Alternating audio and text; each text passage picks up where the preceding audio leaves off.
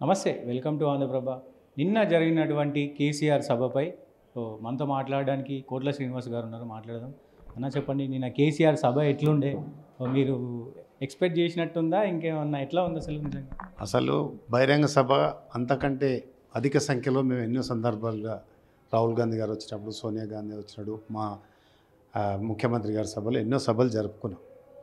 సభలు జరుపుకోవడం వేరు, కానీ సభలో ఒక సీనియర్ నాయకుడిగా ఉన్న కేసీఆర్ గారు వాళ్ళ భాష, వాళ్ళ కాంగ్రెస్ పార్టీ పైన వాళ్ళు వెల్లుబుచ్చిన అంశాలు కానీ, విషయం కానీ, అదేవిధంగా జీర్ణించుకోలేని తత్వం కానీ, గాంధీ కుటుంబాన్ని కానీ, కాంగ్రెస్ పార్టీని ఏదో విలన్ అన్నట్టుగా ఆ మాటలు నేను పూర్తి స్థాయిలో ఖండిస్తూ ఉన్నాను. సోనియా గాంధీ లేకపోతే ఈ రాష్ట్రం ఏర్పడేది కాదు.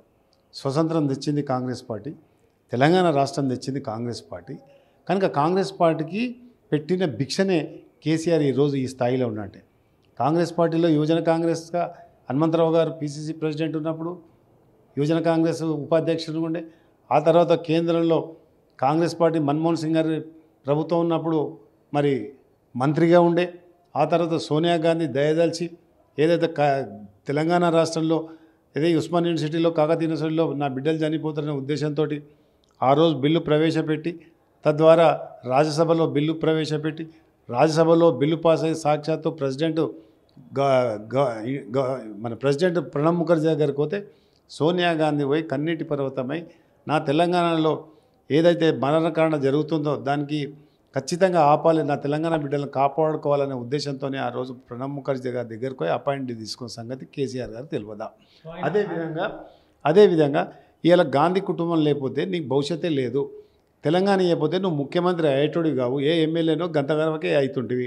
తెలంగాణ ఇచ్చిన తర్వాత ఆ రోజు భావోద్వేగ పరిస్థితుల్లో టీఆర్ఎస్కు ఓట్లు వేసి నీకు పట్టం కడితే 10 సంవత్సరాలు నా సెక్రటరీ రాని ముఖ్యమంత్రి, నా ప్రగతి భవన్కు పరిమితమైన ముఖ్యమంత్రి ఇవాళ లేక ఒక మీటింగ్కి వచ్చి ఇష్టానుసారంగా వాస్తవాలు తెలుసుకోకుండా రేవంత్ రెడ్డి గారు చేస్తున్న ఎన్నో అభివృద్ధి పథకాలు చూసి కళ్ళుండి చూడలేని కబోదివి నువ్వు.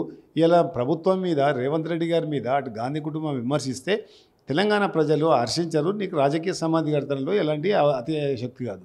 ఆనాటికి ఈనాటికి ఏనాటికైనా తెలంగాణకు ద్రోహి, తెలంగాణకు విలన్ ఎవరన్నా ఉన్నారంటే అది కాంగ్రెస్ పార్టీ అంటుంది. ఏ రకంగా విలన్ కాంగ్రెస్ పార్టీ? ఇలా నాగార్జున సాగర్ కట్టింది కాంగ్రెస్ పార్టీ, శ్రీశైలం కట్టింది కాంగ్రెస్ పార్టీ, శ్రీరామ్ సాగర్ ప్రాజెక్టు కట్టింది, డిండి కట్టింది కాంగ్రెస్ పార్టీ.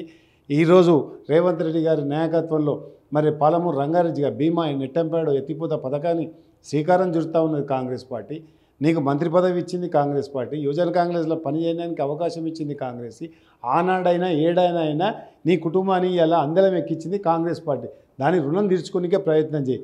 కానీ ఏదో మందుండ్రనే ఏదో బహిరంగ సభలో ఏది మాట్లాడక తోసింది మాట్లాడితే ప్రజలు హర్షించారు. పోలీసులకు చెప్తా ఉన్నాడుగా, మీరు ఇంకా 3 ఏళ్లలో మా పార్టీ అధికారంలోకి వస్తుంది, రాసి పెట్టుకోండి, చూసి కేసులు వేయండి అని చెప్పేసి కూడా మాట్లాడుతున్నారు. ఏ రకంగా 3 సంవత్సరాల అధికారంలోకి వస్తుంది?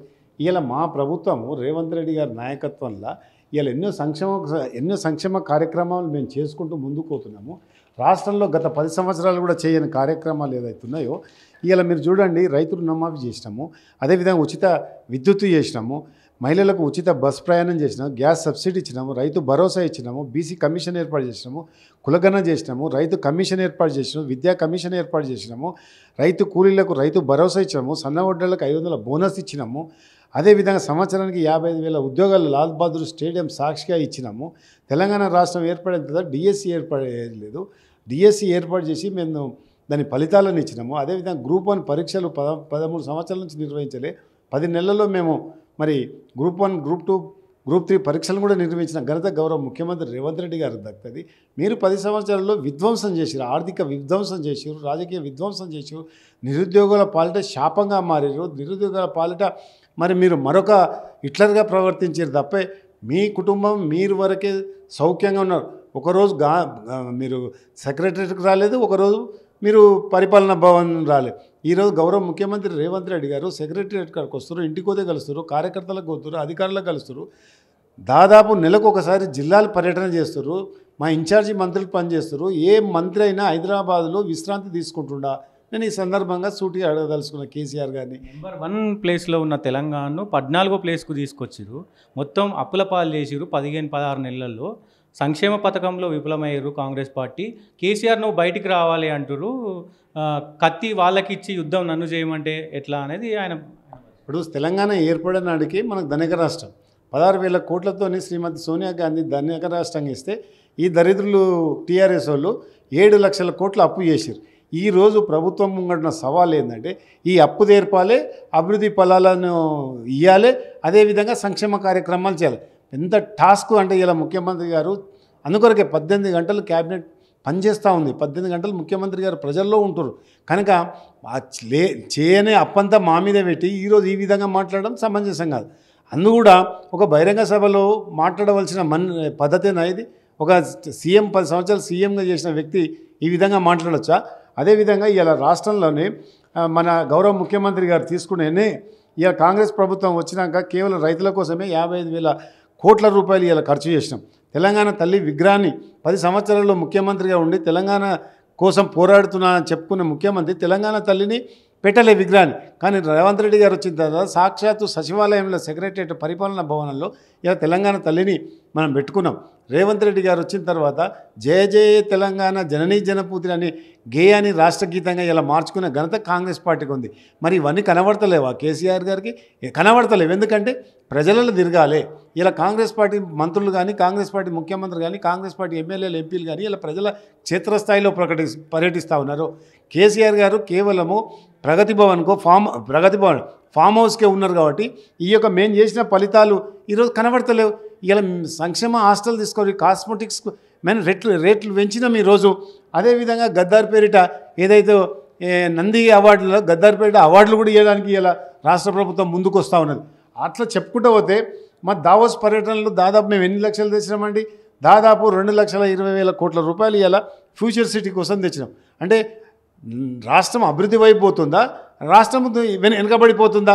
ఇంతనన్నా తెలివి ఉండి మాట్లాడాలి కదా. బహిరంగ సభల్లో మాట్లాడితే మైక్ ఉందని చెప్పేసి ఇష్టం వచ్చినట్టు మాట్లాడితే ప్రజలు సహించరు, మీకు రాజకీయ సమాధి కడతారు కదా. అదేవిధంగా ప్రభుత్వ ఉద్యోగాలకు ప్రతి నెల 1 నుంచి 5 తారీఖు అంటే జీతాలు ఇస్తున్నాం.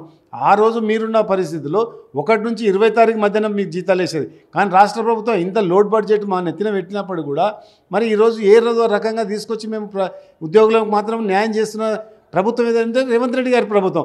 అట్లా ఎన్నో సంక్షేమ అర్హులైన రేషన్ కార్డులు ఈరోజు మీరు చెప్తా ఉన్నారు.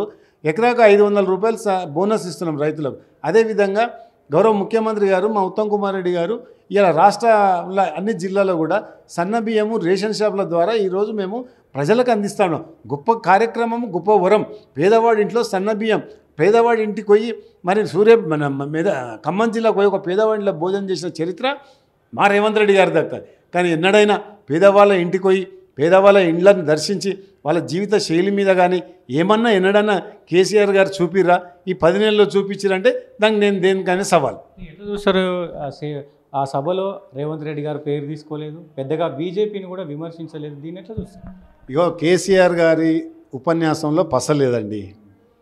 ఉద్యమ సమయంలో కేసీఆర్ ఉపన్యాసానికి ఈ ఉపన్యాసానికి పెట్టాలంటే పెట్టిరు, వాళ్ళ ఉనికిని కాపాడుకోనికే పెట్టిరు. టీఆర్ఎస్ అనేది ఉన్నదని చెప్పుకోవడానికి పెట్టిరు. కానీ పసలేని ఉపన్యాసం, పసలేని మీటింగ్ మీరు చూసి కొన్ని ఛానల్స్లో వెనక సీట్లు మొత్తం ఖాళీ ఉన్నాయి. అది కూడా మేము ఏదైనా సభ పెడితే కాంగ్రెస్ పార్టీ సభ అయితే స్వచ్ఛందంగా ప్రజలు వస్తారు, స్వచ్ఛందంగా మహిళలు వస్తారు. కానీ వీళ్ళేం చేసిరు? డబ్బులు ఇచ్చి అనేక రకాలుగా ఏదో ప్రోత్సాహాలు ఇచ్చి బీరు బిర్యానీలకు అవన్నీ వంచి చేసి తీసుకుపోయిన పరిస్థితి మనం అందరం చూసినాం. కనుక ఆ మీటింగ్తో కానీ ఆ సభతో కానీ కాంగ్రెస్ పార్టీకి వచ్చిన నష్టము లేదు, లాభం అంతకంటే లేదు. ఆ మీటింగ్ చూసి కాంగ్రెస్ పార్టీ కార్యకర్తలు భయపడే ప్రసక్తే లేదు. అంతకంటే రెట్టింపైన ఉత్సాహంతో ఇంకో మీటింగ్ పెట్టి ఈ దేశ చరిత్రలోనే సృష్టించబోయే శక్తి కూడా ఇలా గౌరవ ముఖ్యమంత్రి రేవంత్ రెడ్డి గారికి బలమైన క్యాడర్, నాలాంటి కార్యకర్తలు ఎంతోమంది బలమైన క్యాడర్ ఉన్నారు. ఆ మీటింగ్లో పెద్ద మీటింగ్ కాదు మా దృష్టిలో. ఖచ్చితంగా 10 సంవత్సరాలు గౌరవ ముఖ్యమంత్రి రేవంత్ రెడ్డి గారు ఉంటారు, కాంగ్రెస్ పార్టీ అధికారంలోకి ఉంటుంది.